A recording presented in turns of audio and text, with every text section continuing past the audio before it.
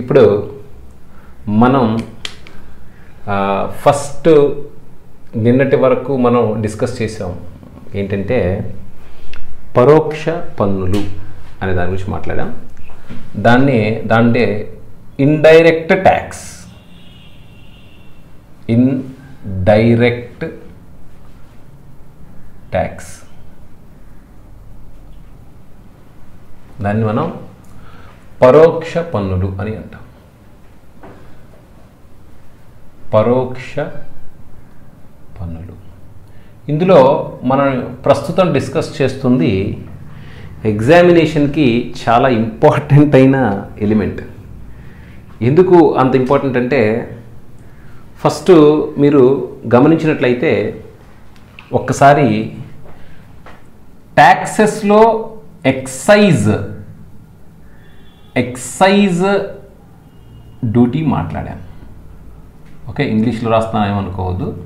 Okay, excise అంటే ఒక వస్తువు ఫ్యాక్టరీ నుంచి దాటి వెళ్ళిపోతున్నప్పుడు లేదా ఫ్యాక్టరీ నుంచి బయటికి వస్తున్నప్పుడు ఆ వస్తువు మీద విధించే పన్నుని ఎక్సైజ్ డ్యూటీ అంటాం.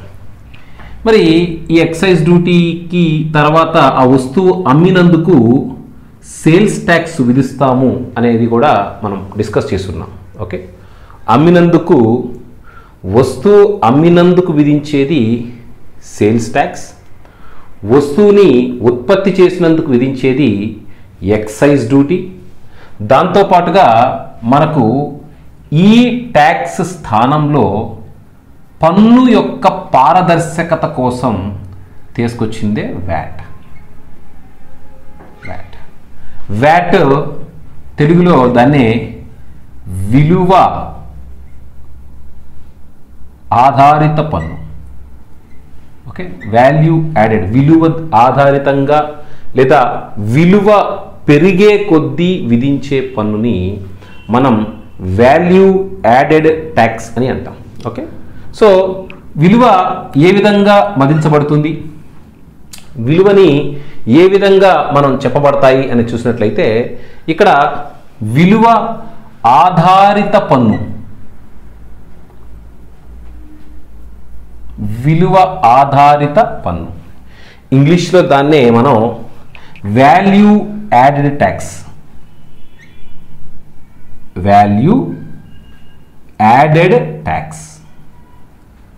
ఓకే, సో ఫస్ట్ మీరు అర్థం చేసుకోవాల్సిన ఈ పాఠ్యాంశ పుస్తకాలలో ఇవ్వబడింది అసలు వాల్యూ యాడెడ్ ట్యాక్స్ అనేది గతములో ఉన్న పన్ను విధానము కన్నా ఏ విధంగా మెరుగైనది, మరియు ఇండైరెక్ట్ ట్యాక్సెస్లో వాల్యూ యాడెడ్ ట్యాక్స్ ఏ విధంగా ఉపయోగపడుతుంది అనే దాన్ని మనం మాట్లాడినట్లయితే, ఒక్కసారి మనం మీకు ఒక ఎగ్జాంపుల్ చెప్తాను చూడండి. ఇది మీ టెక్స్ట్ బుక్లో అయితే ఓకే, గోధుమ పిండి లేదా మైదా పిండిని ఉపయోగించి బిస్కెట్స్ తయారు చేస్తాం అనుకుందాం. మరి 100 రూపాయల విలువున్న పిండి నుంచి 500 రూపాయల విలువున్న బిస్కెట్లు తయారు చేయొచ్చు. అంటే పిండి రూపంలో ఉన్నప్పుడు దాని విలువ 100 రూపాయలు, అది బిస్కెట్ రూపంలో మారినప్పుడు దాని విలువ 500 రూపాయలు అయినది. ఓకే, మరోసారి చెప్తున్నాను. అంటే ఒక వస్తువు ఒక దశ నుంచి ఇంకో దశకి మారుతున్నప్పుడు దాని యొక్క విలువ పెరుగుతూ ఉంటుంది అనేదాన్ని మీ పుస్తకములో ది ఎగ్జాంపుల్ ఆధారంగా ఇవ్వటం జరిగింది. ఓకే, మరి బిస్కెట్లు తయారు చేయడానికి చక్కెర కానీ లేదా ఇతరత్ర ముడి పదార్థాలను ఉపయోగించవలసి ఉంటుంది. మరి ఈ యొక్క పిండి నుంచి బిస్కెట్లు తయారైనప్పుడు దాని విలువ ఏమైందంటే పెరిగింది. ఓకే, ఏమైందంటే దాని విలువలో పెరుగుదల కనపడింది. మీకు ఎగ్జాంపుల్లో ఇంకా మంచి బెటర్ ఎగ్జాంపుల్ మీకు ఇస్తాను, ఒకసారి చూస్తే కనుకట్లయితే మనకి రైతు అనేవాడు పత్తిని పండిస్తాడండి. రైతు అనేవాడు పత్తిని పండిస్తాడు.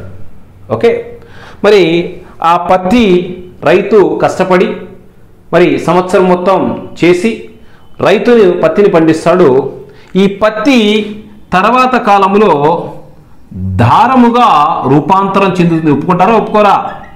మరి పత్తి తర్వాత కాలంలో దేనిగా తయారవుతుంది? దారముగా రూపాంతరం చెందుతుంది. మరి అదే దారము తరువాత రూపాంతరం చెంది క్లాత్ అంటే బట్టగా తయారవుతుంది, ఒక క్లాత్గా తయారవుతుంది. మరి ఆ క్లాత్ తరువాత చక్కని ఒక షర్ట్గా తయారవుతుంది.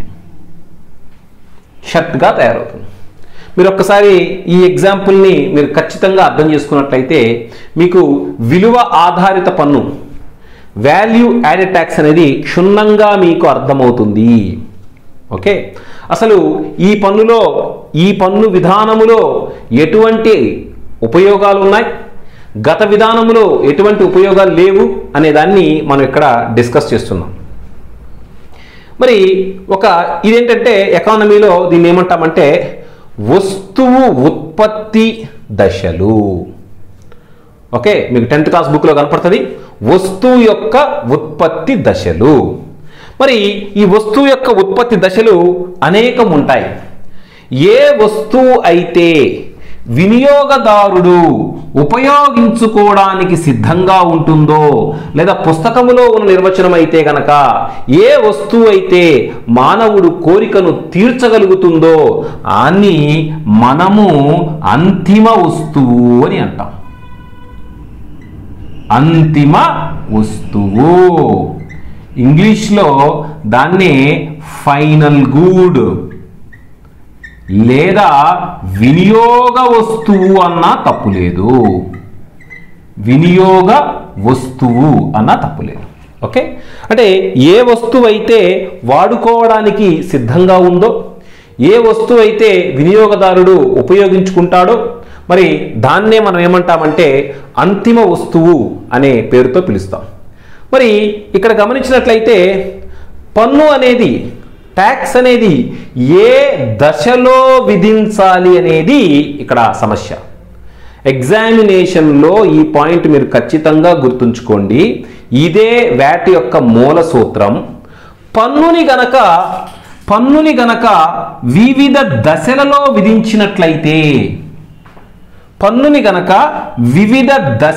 విధించినట్లయితే దానినే వ్యాట్.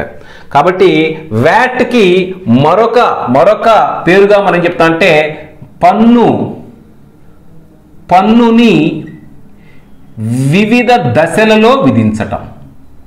పన్నుని వివిధ దశలలో విధించే విధానాన్నే వ్యాట్ అని అంటాము. ఇంగ్లీష్లో అయితే వాల్యూ యాడెడ్ ట్యాక్స్. ఇక్కడ మరి వినియోగ వస్తువు గురించి మాట్లాడాం. మరి ఈ యొక్క రెండు వస్తువులు అంటే రెండు దశలు అంతిమ వస్తువు లేదా ఫైనల్ గుడ్ చేరుకోవడానికి కారకాలు కాబట్టి దీన్ని మనం మధ్యంతర వస్తువు, దీన్ని ఏమంటామంటే మధ్యంతర వస్తువు. Very good. Okay, intermediary goods, English అయితే ఇంటర్మీడియటరీ గూడ్స్, తెలుగు అయితే మధ్యంతర వస్తువు. మరి అన్నిటికీ మూలమైనది కాబట్టి దీన్ని మనం ప్రాథమిక వస్తువు. ఓకే, ప్రాథమిక వస్తువు. ఓకే, అంటే ప్రతి ఆర్థిక వ్యవస్థలో ఉత్పత్తి చేసిన ప్రతి వస్తువులకి వివిధ దశలు ఉండే అవకాశం ఉంటుంది. ఈ విధంగా ఈ వివిధ దశలలో ఆ యొక్క వస్తువు విలువ ఏ విధంగా పెరుగుతుందో ఒక్కసారి అభ్యర్థులు మీరు గమనించండి. మీ బుక్స్లో ఇచ్చిన 100 రూపాయల పిండి అదే బిస్కెట్స్ తయారు చేసిన తర్వాత 500 రూపాయలుగా మారింది. మరి రైతులు పత్తి పండించేటప్పుడు ఈ యొక్క పత్తి యొక్క విలువ 100 రూపాయలు అనుకుందాం, ఇమాజినేషన్. మరి పత్తి రూపములో ఉన్న ఈ వస్తువు దారము రూపములో రూపాంతరం చెందిన తర్వాత ఆ వస్తువు యొక్క విలువ 500 అయిందనుకుందాం. దారం రూపంలో మారిందండి. మరి ఈ దారం రూపంలో మారినప్పుడు ఆ వస్తువు విలువ 500గా మారింది. మరి ఇది క్లాత్ రూపంలో మారినప్పుడు ఇదే వస్తువు యొక్క విలువ ఇదే వస్తువు యొక్క విలువ 1000 రూపాయలుగా మారింది. అభ్యర్థులు గమనించాలి, 1000 రూపాయలుగా మారింది. మరి షోరూములో నిగనిగలాడే ఈ షర్టును కొనుక్కోవడానికి వినియోగదారుడు 1500 రూపాయలు వెచ్చించాడు. వినియోగదారుడు ఎంత వెచ్చించాడు? 1500 రూపాయలు వెచ్చించాడు. మరి ఈ యొక్క సైకిల్ ఒక్కసారి మీరు గమనించినట్లయితే 100 రూపాయల విలువ ఉన్న వస్తువు తరువాత దశలో 500గా మారింది. 500 రూపాయల విలువ ఉన్న వస్తువు తర్వాత దశలో 1000 రూపాయలుగా మారింది. 1000 రూపాయల విలువ ఉన్న ఈ వస్తువు అంతిమముగా వినియోగదారుడికి 1500 రూపాయలకి ఉంది. మరి ఇప్పుడు ప్రతి దశలో వస్తువు యొక్క విలువ పెరుగుతూ వెళ్తూ ఉంది. మీరు గమనించినట్లయితే మీ బుక్లో కూడా పదం ఉంటుంది, మీ బుక్లో కూడా విలువ ఆధారితమనగా ప్రతి దశలో ఆ వస్తువు యొక్క విలువ పెరుగుతూ వస్తుంది. మరి ఇక్కడ గమనించినట్లయితే ఇప్పుడు 100 రూపాయల విలువ ఉన్న వస్తువు 500 రూపాయలు అయినప్పుడు 400 రూపాయల విలువ పెరిగింది. అభ్యర్థులు గమనించాలి. మరి 500 రూపాయల విలువ ఉన్న వస్తువు 1000 రూపాయలు అయినప్పుడు మరి ఒక 500 రూపాయల విలువ పెరిగింది. మరి ఇక్కడ కూడా 500 రూపాయల విలువ పెరిగింది. ఓకే, ఇప్పుడు మనకి పెరిగిన విలువ పైన విధించే పన్ను విలువ ఆధారిత పన్ను. పెరిగిన, ఇక్కడ మీకు పూర్తి క్లారిటీ వచ్చింది ఈ డైలాగ్ తర్వాత. పెరిగిన విలువపై విధించే పన్ను విలువ ఆధారిత పన్ను. మరి ఇప్పుడు 400 రూపాయల విలువ పెరిగింది, 10% ట్యాక్స్ విధించాము. 400లో 10% అంటే 40 రూపాయల ట్యాక్స్. ఈ దశలో అభ్యర్థులు వినాలి, ఈ దశలో 40 రూపాయల పన్నుని చెల్లించేశాము. అంటే ఈ దశకు ట్యాక్స్ అయిపోయింది. మరి 500 రూపాయల వస్తువు మరి 1000 రూపాయలు అయింది. ఇక్కడ ఒక 10% పన్ను విధిస్తే 50 రూపాయల పన్నుని చెల్లించేశారు. 50 రూపాయల పన్నుని చెల్లించేశారు. మరి ఇక్కడ ఒక 20% పన్ను విధిస్తే ఇక్కడ మరి ఒక 100 రూపాయలు పన్ను చెల్లించారు. అంటే ఈ దిశలో ఉన్నప్పుడు పన్ను, మరి ఈ దశ మారే కొంది విలువ పెరిగే కొంది విధించే పన్ను విలువ ఆధారిత పన్ను. విలువ పెరిగే కొంది విధించే పన్ను, విలువ పెరిగిన విలువ పైన విధించే పన్ను విలువ ఆధారిత పన్ను. ఇక్కడ కొన్ని జీకే క్వశ్చన్స్ కూడా చూసుకోండి మీరు. విలువ వ్యాట్ని మొట్టమొదటిసారిగా ఎవరు లేదా ఏ దేశము తీసుకురాబడిందంటే ఫ్రాన్స్. అదేవిధంగా మీకు ఫ్రాన్స్లో వ్యాన్ సైమన్స్ అనే వ్యక్తి వ్యాట్ని తీసుకురాబడటం జరిగింది. అటువంటి వ్యాట్ని భారతదేశంలో మొట్టమొదటిసారిగా ఏ రాష్ట్రము ఇంప్లిమెంట్ చేయబడిందని అడిగితే గనక హర్యానా రాష్ట్రము భారతదేశంలో మొట్టమొదటిసారిగా వ్యాట్ని తీసుకురావడం జరిగింది. ఫ్రాన్స్ ప్రపంచములో వ్యాట్ని మొట్టమొదటిసారిగా అమలులోకి తీసుకొచ్చిన దేశం అయితే ఫ్రాన్స్ అని రాయాలి. అసలు వ్యాట్ అంటే ఏమిటి అంటాడు, నేను చెప్పానమ్మా, పన్నుని ఒకే దశలో విధించే వాళ్ళం ఇంతకుముందు. అటువంటి పన్నుని వివిధ దశలలో విధించే ఒక కొత్త నూతన పన్ను విధానాన్నే మనం ఏమంటామంటే విలువ ఆధారిత పన్ను అని అంటాం. ఏమంటుందని విలువ ఆధారిత పన్ను అని అంటాం. ఇప్పుడు మనం చూసినట్లయితే ఈ దశలో వ్యక్తి ఒక 40 రూపాయలు పన్ను చెల్లించాడు. మరి ఈ దశలో మరి ఒక 50 రూపాయల పన్ను చెల్లించాడు. మరి ఈ యొక్క పెరిగిన విలువకి మరి ఒక 100 రూపాయల పన్ను వసూలు చేశాడు. అంటే 190 రూపాయల పన్నుని అతను వివిధ దశలలో. సార్ అసలు ఎందుకు వివిధ దశలలో పన్ను విధించటం వల్ల లాభం ఏమిటి అని అనుకున్నట్లయితే, మరి వివిధ దశలలో పన్ను విధించటం వల్ల ఏమవుతుందంటే ఈ భారతదేశములో వంటి దేశాలలో ప్రముఖ సమస్య ఏంటంటే పన్ను కట్టాలి అంటే ఇంకెవరు కనపడరు. ఎందుకంటే మనం ప్రభుత్వానికి చెల్లించాలి కాబట్టి మనం ప్రభుత్వానికి చెల్లించిన దాంట్లో మనకు తిరిగి ఏమీ అంటే ప్రజా సదుపాయాల రూపంలో మనకు చేరువలో ఏదైనా వస్తుంది, కానీ అంటే ప్రత్యక్ష లాభం మనకేమీ ఉండదు. కాబట్టి ఎక్కువ మంది పన్ను కట్టడానికి ఇష్టపడరు. పన్ను కట్టడానికి ఇష్టపడకుండా మీ బుక్లో ఇచ్చినట్టుగా దేనికి పాల్పడతారంటే పన్ను ఎగవేతకు పాల్పడతారు. పన్ను ఎగవేత. ఏ సంపద మీదైతే పన్ను చెల్లించమో ఆ సంపదనే మనము బ్లాక్ మనీ అనే పేరుతో పిలుస్తాము. గుర్తుంచుకోండి, ఏ సంపద పైనైతే పన్ను చెల్లించకుండా ఎగవేయడానికి చేస్తామో దాన్ని మరి బ్లాక్ మనీ అని అంటాము. కాబట్టి పన్ను ఎగవేత నుంచి ఆర్థిక వ్యవస్థలో పన్ను ఎగవేతదారులను నిరోధించుట కొరకు ప్రతి అంశలో అంటే ఈ యొక్క వ్యక్తి 40 రూపాయల పన్ను చెల్లించాడు, మీరు గమనించాలి. మరి 40 రూపాయలు పన్ను చెల్లించి ఆ యొక్క రసీదుని బి అనే వ్యక్తికి ఇచ్చాడు. బి అనే వ్యక్తికి ఇచ్చాడు.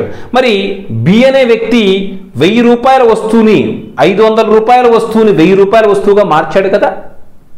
మరి మార్చాడు కాబట్టి ఇతను 50 రూపాయల పన్ను చెల్లించి ఆ 50 రూపాయల పన్నుని రసీదుని ఇతనికి ఇచ్చేస్తాడు, సి అనే వ్యక్తికి ఇస్తాడు.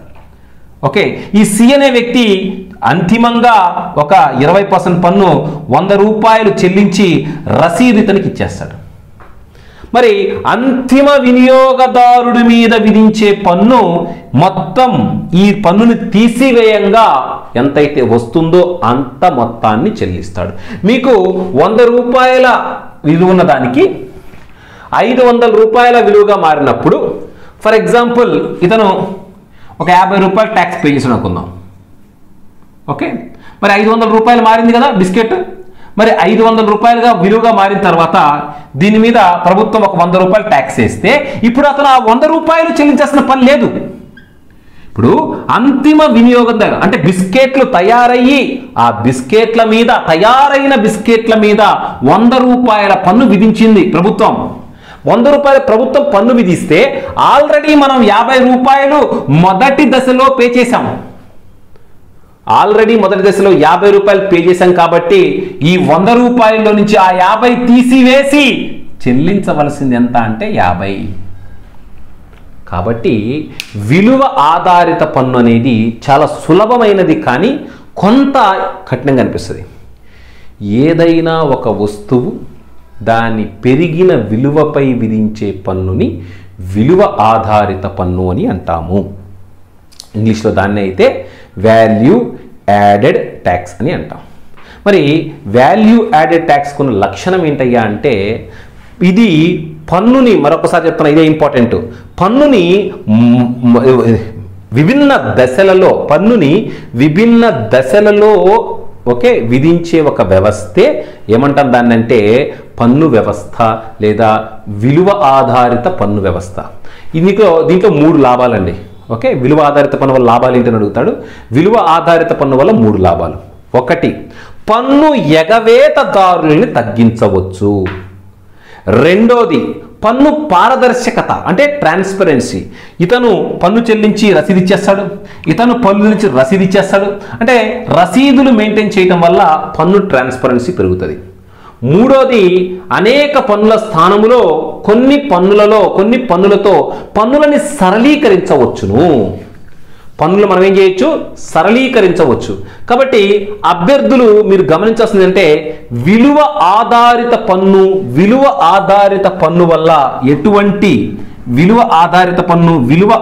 పన్ను వల్ల ఎటువంటి లాభాలు చేకూరుతాయి అనేది మనం మాట్లాడాము. ఇప్పుడు మనం మాట్లాడేది ఒక్కసారి గనక చూసినట్లయితే ఇది చాలా ఇంపార్టెంట్ మీకు. ఎందుకంటే మీరు జీకే పాయింట్ ఆఫ్ మోడ్లో చదివినప్పుడు మీకు అవపడుతుంది. దీని గురించి పుస్తకములో తక్కువ ఇవ్వబడినా కానీ తెలుసుకోవలసిన ఆవశ్యకత ఉన్నది. దాన్నే మనం ఏమంటామంటే జిఎస్టి. జిఎస్టి మీద గత ప్రశ్నాపత్రాలు మీరు చూసుకున్నట్లయితే క్వశ్చన్స్ అడిగి ఉన్నాడు. ఎందుకంటే జిఎస్టి అనేది ప్రస్తుత కాలములో ఉన్న అతిపెద్ద పన్ను సంస్కరణ. Okay, largest tax reform structure in India. Okay, so GST అంటే ఏంటంటే GST means largest tax reform, అతిపెద్ద పన్ను సంస్కరణ. అసలు భారతదేశ చరిత్రలో ఇప్పటి వరకు మాట్లాడుకున్న అనేక రకమైన పన్నులు మాట్లాడాం. ఎక్సైజ్ డ్యూటీ మాట్లాడాం, సేల్స్ ట్యాక్స్ మాట్లాడాం, వ్యాట్ మాట్లాడాం. అట్లాంటి అనేక పన్నుల స్థానములో ప్రవేశపెట్టబడ్డ ఏకైక పన్ను అంటే సింగిల్గా మాట్లాడాలంటే మీకు చాలాసార్లు చూస్తుంటారు. ఇది one tax one nation, one tax one nation, ఒకే దేశము ఒకే పన్ను. ఓకే, అంటే ఇక చూడు, ఒక వస్తువు మహారాష్ట్రలో కొన్నా ఒకటే పన్ను విధించబడుతుంది. ఒక వస్తువు తెలంగాణలో కొన్నా, ఆంధ్రప్రదేశ్లో కొన్నా, తమిళనాడులో కొన్నా పన్ను ధర లేదా పన్ను రేటు ఒక్కటే. కాబట్టి స్లోగాన్ ఒకే దేశం ఒకే పన్ను, ఒకే దేశం ఒకే పన్ను. మరి ఒకే దేశము ఒకే పన్ను వ్యవస్థ, ఒకే దేశము ఒకే పన్ను వ్యవస్థ అనేది మనకేమవుతుందంటే అసలు పాతకాలములో ఒక్కొక్క రాష్ట్రములో ఒక్కొక్క పన్ను. మహారాష్ట్రలో అమ్మకపు పన్ను ఇంత, మీరు బుక్లో ఉండేట చూసుకోండి. ఆంధ్రప్రదేశ్లో అమ్మక పన్ను ఇంత, మరి ఉత్తరప్రదేశ్లో అమ్మక పన్ను ఇంత. మరి ఇన్ని ఒక్కొక్క రాష్ట్రానికి ఒక్కొక్క అమ్మక పన్ను ఉంటాం. మళ్ళీ ఆ రాష్ట్రం ఇంకో దశకు చారుతున్నప్పుడు అమ్మక పన్ను ఉంటాం. మరి ఈ యొక్క ఒక్కొక్క రాష్ట్రానికి ఒక్కొక్క రకమైన పన్ను విధానం కాకుండా అన్ని రాష్ట్రాలు, దేశంలో ఉన్న అన్ని రాష్ట్రాలకు కలిసి ఒకటే పన్ను విధానాన్ని తీసుకురావటమే మనకు జిఎస్టి అని అంటాం. జిఎస్టి మీ బుక్కుల్లో జిఎస్టికి మీరు చూసినట్లయితే మనం ఇక్కడ మనం జిఎస్టి వచ్చిన తర్వాత వ్యాట్ లేదు, ఎక్సైజ్ డ్యూటీ లేదు, సేల్స్ అంటే అమ్మకపు పన్ను లేదు. ఓకే, అంటే మీకున్న 3 పన్నుల స్థానంలో ప్రస్తుతం ఒక కొత్త పన్ను తీసుకురాబడింది. కొత్త పన్ను అనటం కన్నా ఈ పన్నులన్నిటి స్థానంలో ఒకటే పన్ను తీసుకురాబడింది, అదే జిఎస్టి. జిఎస్టి యొక్క నినాదం ఏంటంటే ఒకే దేశము ఒకే పన్ను. ఓకే, సో ఇక్కడ మీరు గమనించినట్లయితే గూడ్స్ అండ్ సర్వీస్ ట్యాక్స్ని భారతదేశంలో ఎప్పటి నుంచి తీసుకురాబడిందంటే 1 జూలై 2017. 1 జూలై 2017 నుంచి భారతదేశంలో అనేక పన్నుల స్థానములో ఒకటే ఒక పన్నును తీసుకురాబడింది. That is none other than GST. ఆ జిఎస్టి యొక్క ఉపయోగం ఏంటంటే అనేక పన్నుల స్థానంలో వ్యాట్ కానీ, సేల్స్ ట్యాక్స్ కానీ, ఇతరత్ర ఎక్సైజ్ డ్యూటీ, కస్టమ్స్ డ్యూటీ లాంటి అన్ని ట్యాక్స్ల స్థానంలో ఒకటే ట్యాక్స్ తీసుకురాబడింది జిఎస్టి. ఇక్కడ ఒక ఎగ్జామినేషన్ అడిగాడు, జిఎస్టి ఏ పన్నుల స్థానములో తీసుకురాబడిందంటే మీరు పరోక్ష పన్నుల స్థానములో ప్రస్తుతం విధించబడుతున్న పన్ను ఏమిటి అంటే జిఎస్టి అని రాయాలా. పరోక్ష పన్నులు ఒకప్పుడు ఏమేంటివంటే VAT, excise duty, sales tax, customs tax లాంటివన్నిటినీ కూడా రీప్లేస్ చేస్తూ వాటన్నిటి స్థానంలో ఒకటే ఒక పన్ను తీసుకురాబడింది జిఎస్టి. మరి ఆ యొక్క అటువంటి పన్ను విధానం ఎప్పటి నుంచి తీసుకురాబడింది? 1 జూలై 2017. అసలు జిఎస్టి మొట్టమొదటిసారిగా ఏ దేశంలో ప్రవేశపెట్టబడిందంటే ఫ్రాన్స్ లో ప్రవేశపెట్టబడింది. జిఎస్టి భారతదేశంలో ప్రవేశపెట్టడానికి ఏ రాజ్యాంగ సవరణ అంటాడో 101వ రాజ్యాంగ సవరణ 101వ రాజ్యాంగ సవరణ ద్వారా ఏం ప్రవేశపెట్టబడిందంటే 101వ రాజ్యాంగ సవరణ ద్వారా జిఎస్టి ప్రవేశపెట్టబడింది.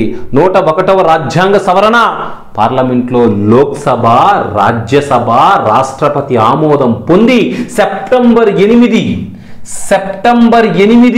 2016న రాష్ట్రపతి చేత ఆమోదించబడి 1 జూలై 2017 నుంచి భారతదేశంలో సరికొత్త పన్ను విధానం తీసుకురాబడింది. అదే ఏంటయ్యా అంటే జిఎస్టి. ఇక్కడ ఇట్లాంటివి ఏంటంటే అండి ఎకనామిక్ రిలేటెడ్ జీకే అంటాం మేము. ఎందుకంటే లేటెస్ట్ అని అంటాం కూడా కాదు, ఎందుకంటే 2017లో తీసుకొచ్చాం కాబట్టి 2017 నుంచి ఇప్పటి వరకు ఓకే చాలా సంవత్సరాలు గడిచిపోయింది కాబట్టి ఇది కంపల్సరీగా నేర్చుకోవాల్సిన అంశం. ఓకే, ఇది ఎందుకంటే మనకు బుక్స్ ఎక్కడ వరకు చెప్తాయంటే విలువ ఆధారిత పన్నులో ఎటువంటి అంశాలు తీసుకురాబడ్డాయి ఇవన్నీ కూడా మాట్లాడతాయి. సో ఇక్కడ మనకి జనరల్గా ఈ బుక్లో ఇవ్వబడ్డది ఒకసారి గమనించినట్లయితే అసలు పన్నుని ఎవరి మీద విధించాలి, మరి పన్నుని విధించే పద్ధతి ఏమిటి, మరి పన్ను విధించడానికి సరైన పద్ధతిని మనం ఇక్కడ మీ బుక్లో ఒక పారాగ్రాఫ్ రూపంలో నీటికి ఇవ్వబడింది. ఏంటయ్యా అంటే ఒక వ్యక్తి పన్ను విధిస్తున్నప్పుడు తన జోబులో నుంచి కొంత మొత్తాన్ని ప్రభుత్వానికి పన్నుల రూపంలో చెల్లించాలి. మరి ఇక్కడ విషయం ఏంటంటే కొన్ని వస్తువులు ధనికుడు వాడుకుంటూ ఉంటాడు, పేదవాడు కూడా వాడుకుంటూ ఉంటాడు. ఉదాహరణ ఏంటో చూద్దాం. మరి ఉదాహరణకి ఆహారం లేదా ఆయిల్ అంటే నూనె గింజలు, పంచదార, కూరగాయలు, పాలు, మాంసము ఇటువంటివి ధనికుడు వాడుతున్నాడు, పేదవాడు కూడా వాడుతున్నాడు. కాబట్టి ఒకవేళ ఇటువంటి అంటే ఏంటి చెప్పాను, ఈ పాలు లేదా ఇతరత్ర ఆహార పదార్థాలు, ఈ యొక్క రైస్ వీటి మీద కనుక పన్ను వేస్తే ధనవంతుడు ఆ పన్ను భారాన్ని మోస్తాడు, పేదవాడు కూడా ఆ పన్ను భారాన్ని మోస్తాడు. అసలు పన్ను యొక్క ముఖ్య ఉద్దేశం అభ్యర్థులు మీరు గమనించాలి. పన్ను యొక్క ముఖ్య ఉద్దేశం ఏమిటయ్యా అంటే పన్ను యొక్క ముఖ్య ఉద్దేశం అనేది ఆ దేశములో ఉన్న ధనికుల యొక్క సంపద, ధనికులు అంటే ఆ దేశములో ఉన్న ధనికుల దగ్గర ఉన్న సంపద, పేదవారి దగ్గర ఉన్న సంపద. అంటే దేశంలో ఏమవుతుందంటే ధనికుల దగ్గర ఎక్కువ సంపద ఉంటుంది, మరి పేదవారి దగ్గర తక్కువ సంపద ఉంటుంది. పేదవారు తన సంపాదించిన సంపాదనలో ఎక్కువ శాతం వినియోగానికి ఉపయోగించుకుంటారు, ధనికుడు తన సంపాదించిన సంపాదనలో ఎక్కువ దాచిపెట్టుకోవడానికి ఉపయోగించుకుంటాడు. కాబట్టి ధనికుల నుంచి పన్నుల రూపములో పన్నులు వసూలు చేసి పేదవారికి డిస్ట్రిబ్యూట్ చేసే పద్ధతే ఏమని అంటామంటే మనం పన్ను. కాబట్టి పన్ను దేనికంటే ఆర్థిక సమానత్వం. అభ్యర్థులు గుర్తుంచుకోవాలా, పన్ను దేనికోసం విధించబడింది అంటాడో. పన్ను దేనికోసం విధించబడిందంటే ఆర్థిక సమానత్వం సాధించడానికి విధించబడిన ఒక వ్యవస్థే పన్ను వ్యవస్థ. ఆర్థిక సమానత్వం అంటే ఏంటి సార్ అంటే మరి ఒక దేశంలో ఉన్న ధనికులు మరియు పేదవారు సమానంగా ఉండాలా. ధనికుల దగ్గర విపరీతమైన సంపద ఉండి ధనికులు ధనవంతులు కార్లు, ల్యాప్టాప్లు, ఏసీలు, నంబర్ ఆఫ్ బంగ్లాలు, బిల్డింగ్స్ మీ బుక్స్లో ఇవ్వబడ్డాయి. అటువంటి అన్నీ కూడా ధనికుల చేతుల్లో ఉండబడతాయి. కానీ పేదవాడికి మాత్రం కేవలము తన రోజు గడుచుకోవడానికి కావలసిన వినియోగ వస్తువులు కూడా పొందటం కష్టంగా ఉంటుంది. మరి అటువంటి దశను పన్ను ద్వారా మారుస్తాం, అటువంటి దశని పన్నుల ద్వారా మారుస్తాం. మరి ఆ పన్నుల ద్వారా మార్చినప్పుడు ఆ పన్నులు ఆర్థిక సమానత్వాన్ని సాధిస్తాయి. ఇప్పుడు చూడండి, కారు మీద పన్ను విధించాం, ఎవరు భరిస్తారండి దాన్ని? ధనికుడు భరిస్తాడు. లేదో మంచి ప్రాపర్టీ ఆస్తిపాస్తులు కలిగి ఉన్నవాడి మీద పన్ను విధించాం, ఎవరు ఆ పన్ను భారాన్ని మోస్తారు? ధనికుడు ఆ పన్ను భారాన్ని మోస్తాడు. అదేవిధంగా లేదు ఏసీగా లేదా ఫస్ట్ క్లాస్ ఏసీలో ట్రావెల్ చేసేవాళ్ళు, ఏరోప్లేన్స్లో ట్రావెల్ చేసేవాళ్ళు, వీళ్ళ మీద పన్ను విధించాం. ఎవరు చెల్లిస్తారండి? ధనికుడు చెల్లిస్తాడు ఆ పన్నుని. అంటే ఈ విధంగా కాకుండా మానవుడు సగటుగా లేదా మానవుడు ఉపయోగించే ఆహారం మీద, రైస్ మీద, వీట్ మీద, పంచదార మీద, తేయాకు మీద, ఇటువంటి వాటి మీద పన్ను విధిస్తే సామాన్య మానవుడు పన్ను భారాన్ని మోస్తాడు. కాబట్టి పన్నుని ఎవరి మీద విధించాలంటే ధనిక వర్గం మీద విధించాలి. మరి ధనిక వర్గం మీద పన్ను విధించాలి అంటే ఏ పన్ను వ్యవస్థ మంచిది? పరోక్ష పన్ను మంచిది. ధనికుల మీద పన్ను విధించాలి అంటే ఏ పన్ను వ్యవస్థ మంచిది అంటే ప్రత్యక్ష పన్ను వ్యవస్థ మంచిది. పరోక్ష పన్ను కాదండి, ప్రత్యక్ష పన్ను వ్యవస్థ. ఏం సార్ ప్రత్యక్ష పన్ను వ్యవస్థ ఎందుకు మంచిది? ప్రత్యక్ష పన్ను వ్యవస్థలో ఏ అంశాలు ఇమిడి ఉన్నాయి? ప్రత్యక్ష పన్ను వ్యవస్థలో ఏ అంశాలు ఇమిడి ఉన్నాయంటే ఒక్కసారి మన బేసిక్స్కి వెళ్దాం. ఒక్కసారి మన బేసిక్స్కి వెళ్దాం. ప్రత్యక్ష పన్నులో ఎటువంటి అంశాలు ఉన్నాయంటే మనం క్లియర్గా చెప్పాం. ఏ వ్యక్తి మీదైతే విధించబడుతుందో అదే వ్యక్తి గనక చెల్లించినట్లయితే దాన్ని ప్రత్యక్ష పన్ను అని అంటాం. అభ్యర్థులు మరొక్కసారి గుర్తుంచుకోండి. Imposed on same person, paid by same person. ఏ వ్యక్తి మీదైతే పన్ను విధించబడుతుందో ఆ వ్యక్తి చేతే గనక చెల్లించినట్లయితే దాన్ని ఏమని అంటాం? ప్రత్యక్ష పన్ను అని అంటాం. ప్రత్యక్ష పన్ను. ఉదాహరణకి నీ బుక్లో ఇచ్చిన ఉదాహరణ చెబుతున్నా చూడు. ఉదాహరణకి ఒక వ్యక్తి ₹1,00,00,000 సంపాదిస్తున్నాడు. వినటానికి ఎంత బాగుందో చూడు. ₹1,00,00,000 సంపాదిస్తున్నాడు. మరి ₹1,00,00,000 సంపాదించిన వ్యక్తి కళ్ళద్దాలు పెట్టుకొని తిరుగుతున్నాడు. ₹1,00,00,000 సంపాదించిన వ్యక్తి ఆ వ్యక్తి ₹1,00,00,000 సంపాదించినప్పుడు ప్రభుత్వం ఆ వ్యక్తి మీద 10% పన్ను విధించింది. ఆ వ్యక్తి మీద 10% పన్ను అంటే ఎంతమ్మా? ఆ వ్యక్తి మీద 10% పన్ను అంటే 10 lakhs. మరి ₹1,00,00,000 సంపాదించిన వ్యక్తి పైన ప్రభుత్వం 10% అంటే 10 లక్షలు పన్ను విధించింది. మరి ఆ 10 లక్షల పన్నుని ఆ వ్యక్తి రోడ్డు మీద పోయే వ్యక్తికి తిరిగి రీయింపోజ్ చేస్తాడా? చెయ్యడు. ఎందుకు చేయడంటే ఆ వ్యక్తి మీద విధించిన ఆదాయ పన్ను ఆ వ్యక్తి యొక్క ఆదాయము మీద పన్ను విధించబడింది. ఆ వ్యక్తి చేతే చెల్లించబడుతుంది. అంటే తిరిగి మరొక వ్యక్తి మీద విధించలేదు. గమనించండి. అంటే ఈ వ్యక్తి మీద విధించబడుతుంది, ఈ వ్యక్తే చెల్లిస్తున్నాడు. ఏ వ్యక్తి మీద విధించబడితే ఆ వ్యక్తే చెల్లిస్తే దాన్ని ఏమని అంటామో? ప్రత్యక్ష పన్ను అని అంటాం. మరొకసారి చెప్తాను. ఏమని అంటాము? ప్రత్యక్ష పన్ను అనేది ఒక వ్యక్తి తిరిగి ఇంకో వ్యక్తికి బదిలీ చేయలేడు. అలా కాకుండా ఒక వ్యక్తి మీద పన్ను విధించాము. ఆ వ్యక్తి మీద ప్రభుత్వం పన్ను విధిస్తే ఆ వ్యక్తి తిరిగి ఇంకో వ్యక్తి మీద పన్ను. ఉదాహరణ మాట్లాడాం మన పాస్ట్ క్లాస్లో. ఏం మాట్లాడాం? ఈ వ్యక్తికి మీద విధించిన పన్ను తిరిగి ఇతను ఎక్సైజ్ సుంకం మాట్లాడేటప్పుడు ఏం చేసాం? కారు తయారు చేసినప్పుడు ఆ కారు మీద విధించిన పన్ను, ఆ యొక్క కారు కంపెనీ మీద విధించిన పన్ను అతను వినియోగదారుడికి తిరిగి విధిస్తాడో దాన్ని మనం ఏమంటాం? పరోక్ష పన్ను. పరోక్ష పన్ను. ఇప్పుడు చూడు. కాబట్టి మనం ఇందాకేం చెప్పాం? ధనికుడు ఉన్నాడు సార్, ధనికుడు పేదవాడు ఉన్నాడు. మరి పన్నులు ఎవరి మీద విధించాలి? ధనికుడా పేదవాడా అంటే మనం పన్ను ఎవరి మీద విధించాలంటే ధనికుల మీద విధించాలి. ఆ ధనికులు ఎక్కువగా ప్రభావం పొందే విధంగా విధించాలి. మరి ఈ విధంగా పరోక్ష పన్నులు విధించినట్లయితే ఆ పరోక్ష పన్ను ఆ వ్యక్తి తిరిగి ఇంకో వ్యక్తి మీద విధిస్తాడు. తిరిగి ఇంకో వ్యక్తి మీద విధిస్తే ఆ పన్ను ఉపయోగపడదు. అలా కాకుండా అత్యధిక ఆదాయం కలిగిన రిలయన్స్ అంబానీ, లేకపోతే బెగ్గ politicians, bureaucrats, industrialist, IAS officers, అట్లాంటి పెద్ద పెద్ద అధిక ఆదాయం కలిగిన వ్యక్తులు, ఉదాహరణకి రెంట్ల ద్వారా కానీ, లేకపోతే లైసెన్సుల ద్వారా కానీ, బ్యాంకుల్లో వచ్చే ఇంట్రెస్ట్ ద్వారా కానీ, పెట్టుబడి పెట్టడం ద్వారా కానీ, ఇట్లాంటి విపరీతమైన ఆదాయం సంపాదించే వారి పైన వారి ఆదాయములో కొంత భాగం పన్నుగా చెల్లించమని చెప్పే పన్నునే ఏమని అంటాము అంటే ఆదాయ పన్ను అని అంటాము. మరి ఆదాయ పన్నుని ప్రభుత్వం వ్యక్తి మీద విధిస్తే ఆ వ్యక్తే చెల్లించాలి. అంటే ఆ ధనికుడు ప్రభుత్వానికి పన్ను చెల్లిస్తున్నాడు అంటే ధనికుడు యొక్క దగ్గర డబ్బులు తగ్గి ఆ చెల్లించిన డబ్బు పేదవారికి వెళ్ళిపోతుంది. కాబట్టి ధనిక మరియు పేద వర్గాల మధ్య ఉన్న ఆంతర్యాన్ని తగ్గించడానికి తీసుకొచ్చింది పన్నులు. అటువంటి ఆంతర్యాన్ని తగ్గించాలంటే విధించాల్సిన పన్నుల్లో ఒక పన్ను ఏమిటంటే ఇన్కమ్ ట్యాక్స్. తెలుగులో అయితే దాన్నే ఆదాయ పన్ను అని అంటారు.